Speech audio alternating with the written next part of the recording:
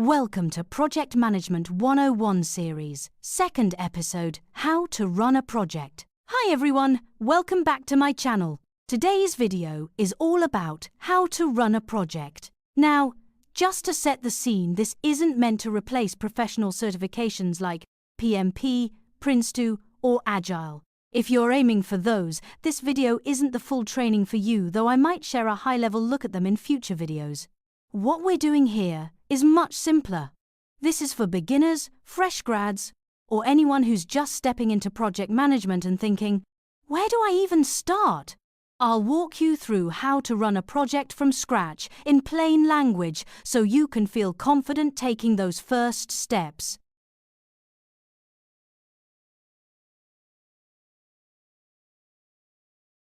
To keep things simple, I've broken down the journey of a project, from start to finish, into 6 easy steps. Think of this as your beginner's project roadmap, from setting the objective, define the timeline, confirming the scope, cost calculation, listing out and prioritize all the tasks, execute the plan, to getting the work done. I will use an example to guide you through. Let's go through them one by one. Mummy, I want my first birthday party on my 5-year-old birthday. Sure, what kind of party you want? I want to play with my friends in Leisure Lagoon. Sure, who you want to invite? All my classmates. Sure. What kind of birthday cake you would like? I want a unicorn birthday cake. Sure, let me start my planning today. Now you watch the scenario. I will drill into the details of the 6 steps and use the details from the scenario to explain one by one. The very first step in a project is to define the objective of the project. This is the clear goal you're aiming for in your project, what you want to achieve, written simply so everyone understands the target. Ask yourself, what exactly are we trying to achieve? By when? And for whom? From the scenario, Jenny's project objective is to organize party for Susan on her birthday. The second step in a project is to define the timeline of the project. This is your project schedule, when you'll start, when you'll finish, and key milestones in between. From the scenario, Jenny start her project from today, 15th of Aug, and it will finish on Susan's birthday, 15th of October. Key milestones include venue booking, guest invitation, cake ordering, and party date. The third step in a project is to define the scope of the project. Scope is what's included in your project, and just as important, what's not. It sets the boundaries so you don't try to do everything at once. Number 1. Asking question is the key way to clarify requirement and confirm scope. Number 2.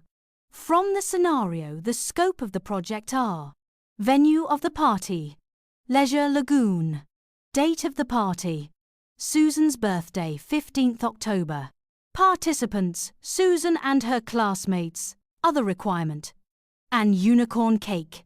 Number 3. If it's not written in your scope, it's not part of the project. Don't change the scope in middle of the project unless it truly bring valuable result. The fourth step in a project is to calculate the cost of the project. This is the budget, how much money you have to work with, and how you plan to spend it. Number 1. Do research on how much cost in each key element. Add them up. Number 2. From the scenario, Jenny at least need to include below in her cost calculation: venue rental fee of Leisure Lagoon, food and cake ordering. Number 3. Always plan for a little extra. In case of surprises, it's rare for projects to cost less than expected. The fifth step in a project is to create a checklist that lists out all the tasks involved in the project. Tasks are the individual actions you need to complete to reach your objective. Think of them as the to-do list for your project. Number 1. Regard the tool to create the list. To make it simple, let's use Excel or Google spreadsheet to start with. Number 2. You can then list out big milestones first. Remember to put project administration as first milestone, as you put significant time in this process too. Number 3. Break big tasks into smaller ones. so they're easier to track and finish.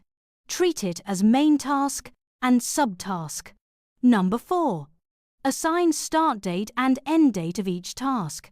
Work backwards from your deadline to decide what needs to be done by when.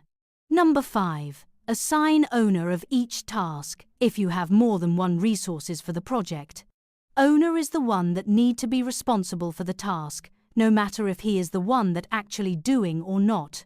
Number 6. In the checklist, add column status to show progress. Add column remark in case any special reminder or issue. Number 7. Remember to share the checklist to your another team member so they know what they need to be responsible by when, and also the overall process of the project. Number 8. The most exciting time start. Let's put everything together. The very onest main task on the checklist should be project administration.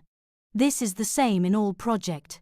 This includes the step of defining objective, confirming timeline and scope, cost calculation and checklist creation, everything that you just heard from me. The start date of project administration is the date you start the project, meaning 15th August. Let's give a few days to each task so you have buffer time in case you are occupied by some other stuff. The second main task on the checklist, in this scenario, is venue booking. Let's break venue booking into smaller tasks. First, you need to identify potential venue that provide leisure lagoon facilities, which is the main requirement from Susan. After identified potential venue, you need to contact each provider separately and check for availability on Susan's birthday. When you find one that meets your requirement, mostly the venue provider will need you to pay deposit to reserve the venue. So this task need to add to the checklist too. Regard the start and end date assignment. You can either put it start immediately or a reasonable time, say 1 month, before the party date. Give a few days to a week, if time allowed, for each task as you can imagine. Each subtask here take times. We have a new resource, John, which is Susan's daddy, assigned to this task. The third main task on the checklist, in this scenario, is guest invitation. Let's break guest invitation into smaller tasks. First, you need to identify a way to contact Susan's classmate parents. For example, through communication group, say WhatsApp or Facebook group, or by seeing them in person before or after school. Then you need to either send them digital invitation through communication group or physical invitation card if you will see them in person. Few days to 1 week after the invitation sent, you can confirm with the parents if they will come to Susan's party or not. Regard the date to perform these tasks. Suggest around 1 month before Susan's party. The fourth main task on the checklist, in this scenario, is cake ordering. The date I put here is around 2 weeks before the party date. Finally, here come the most exciting part of the list, which is the party date. I drafted a few subtasks on the party date. Collect cake, food and drinks. Arrive venue earlier for preparation. Welcome guests to come. Party start and until it finish.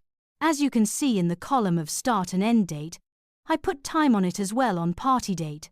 Literally all the tasks are time sensitive on party date, which you cannot miss.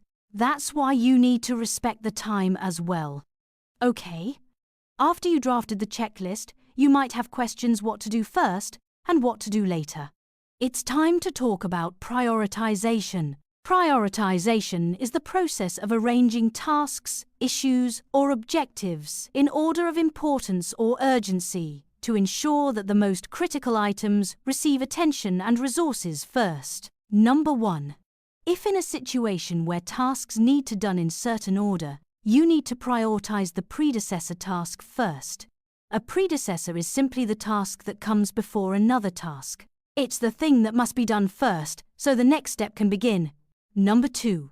If in a situation where the task involves high uncertainty, high risk, or high importance, prioritize it first, as you might need more time spent on this task. Number 3. If in a situation where the task has a very tight deadline, prioritize it first. Okay. Now we are in the final steps of a project, which is to execute it. This is where you put the plan into action, doing the work, checking progress, and solving problems along the way. Number 1. Finish the task assigned to you on or before the end date. Number 2. If you have more than one resources, track the progress of the task assigned to them too. Number 3. Resolve small issues at once. Don't wait for it to turn into big problems. Number 4. If you find any tasks that might require more time than planned, amend the plan, or sometimes you might need to do things in parallel to catch up the plan. Number 5. Update the status in the checklist. Provide status update to your other team member if any. Number 6. Execute the task. Monitor the status. Resolve any issue until the project go-live date. Number 7. Finally, save the checklist for future reference or help others for better planning. Hope after this video, you will have a better idea how to run a basic project and find this video helpful to you. In my next video, I will provide a real-life case scenario of how to run a home move project. Stay tuned. If you found this video helpful, please like this video, subscribe to the channel, comment below if you have any questions, or if you would like to share your experiences of how to run your project. Share to your friends, families, and colleagues if you want to help them grow too. Thank you for watching and hope to see you next time.